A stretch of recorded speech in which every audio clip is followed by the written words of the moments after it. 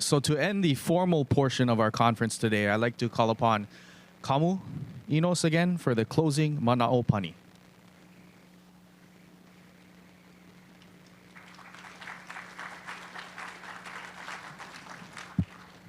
Awesome.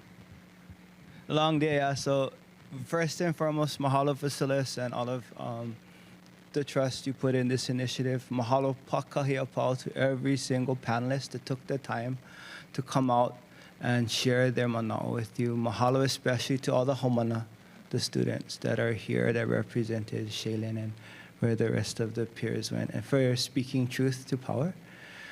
And I would hopefully just close, we open the space and we close the space. And I think when you close the space, you open another space. Yeah? It isn't like a finality of closing. It's circular. And I really, really super want to mahalo all of our Aina organizations. I thought everybody else split, but those that have their practices in community and Nikora and flying over from Aotearoa, and those that came here to speak of their practice. I think for me what is really important when we close the space we open after this is a space of practical hope. I think we're living in a time, it's like, watching HBO is awesome, living HBO is freaking wild. Right? And what I think Indigenous-centered innovation, and one thing I'll close with and leave with all of you around this is that Kumu Manu Meyer, one of my major kumu, says Indigenous doesn't mean brown people. Indigenous means continuity. And we worked with Dr. Alika Mauna Kea. We studied epigenetics, and you can see how deeply our landscape has shaped our phenotypes, right? And how deeply our gut microbiomes are tied to our soils, and disruptions in that create disruptions in us. Yeah. So if you're in a space where there's Indigenous communities, we hope that isn't a performative relationship, or we have to help them because we did something bad to them, or we have to help them because I'm a horrible person. It is more like, no, by helping them, it makes a lot of practical and technical sense for us to adapt to and to invite in that they own their IP and what their community has done into a space where we can create the peva, like this deeply combined and woven together equitable relationship. And that it gives you curiosity about your indigeneity. Who are your ancestors? What are the brilliant ways that they lived in their places, and how did they foster community? Because if we take that route, again, indigeneity is not partisan. It is not a leftist or a rightist ideal. It precedes that dichotomy. Part of our ancestors are pretty fascist. If you broke the law, you're going, I jokingly say there are two types of imu, oval one for dinner and a rectangle one for bad leadership. Because they had to live in the realities of a finite biosystem where there wasn't a high buffer of making mistakes. But also they're incredibly progressive, like wealth was communal. And they saw the highest and best use of governance was land and people. Healthy. That was the metric, and they didn't have money as an abstraction. So that, I think in some ways, Indigenous innovation represents to me a new centrism, where we can see other people's sides, and especially in Hawaii, man, I don't want to get caught up in national politics. And the biggest things I saw, and I'll leave with a lesson, and maybe it's a really personal one, but when we were working at Ma'o, we had youth, if you don't know, we're an organic farm that sends kids to college from Waianae. We pay full tuition waivers for them, and they work on the farm. And our farm was split into three kind of components. Because back in 2008, we didn't have a high college-going relationship. I dropped out of Waianae. When I came back home, I had to recruit from the school, and it was like, holy crap, what do you mean, Uncle? I'm not going to college. That wasn't in any of our young adults' worldview.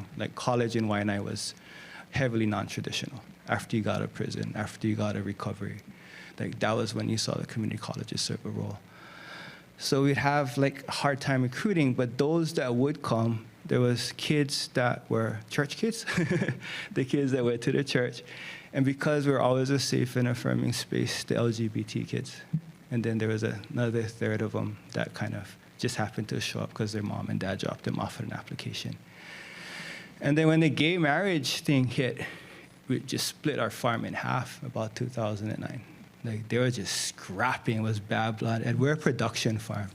Like, we had to get product to market, quality, quantity, and volume. Quality, quantity, and consistency. So that ripple was really horrible. But the leaders of the two factions, the church kids and the queer kids, was like, nah, you know what? We're going to call on Ho'opono. And they called an outside intervention, and they told us as staff, you guys couldn't sit in on this. This is between us. They said, if that's your guys' kapu, that's your guys' kapu. We'll let you guys go. And they went through it, and they were working happily next week. Years later, because if they told me it's not my business, I'm not going to pry. One of the students told me, you know what? When we sat down, it's like, all this external politics, that's other people's stuff. We care about this land.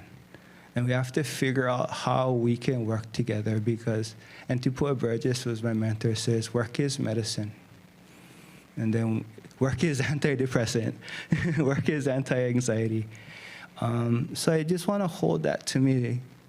We didn't intend this to be 3 days after the election, and I'm sick and tired of the roller coaster. We won, we lost, we won. And I think a lot of people are sick and tired of this stupid roller coaster about one side losing, one side winning. I think the opportunity for us to show meaningful metrics of collective well-being, recentering on, is our land healthy? Is our youth healthy? Can we pass this knowledge on to next generations and create wealth and economic development? There's an opportunity to show the world what Hawaii is and not have that bullshit show up here. And I'm super serious. So I think this is a really beautiful convening. I feel super humbled for all of you coming and taking the time to learn. I've been here 5 years, I think, as of today. And I'm just glad that we have this opportunity to ho'ike. And as I learned from Kuha'o, presentation is just talking. Ho'ike is an embodied performance. You stand and we share our full selves before you in vulnerability. This isn't a perfect process. This still, I don't know, emoji. But it is a lot of continuity we're carrying and a lot of will. So I'm actually, Hawaiians, people, oh no, like Lili'u sat in a prison, right? So we've survived incredible loss and continue to thrive. And ease is not on the books for us if we want change, but a practice is. So I just want to close with that maybe hopeful thought for all of us so that we can sit in that as we just persist in what we need to do to serve place. So with that, I will, after thanking everybody for being here, and thank you for the tech crew and all of the folks, the many hands in Office of Research behind us that did all this hustle to get everyone here. Mahalo for spending the time with us today. Eola.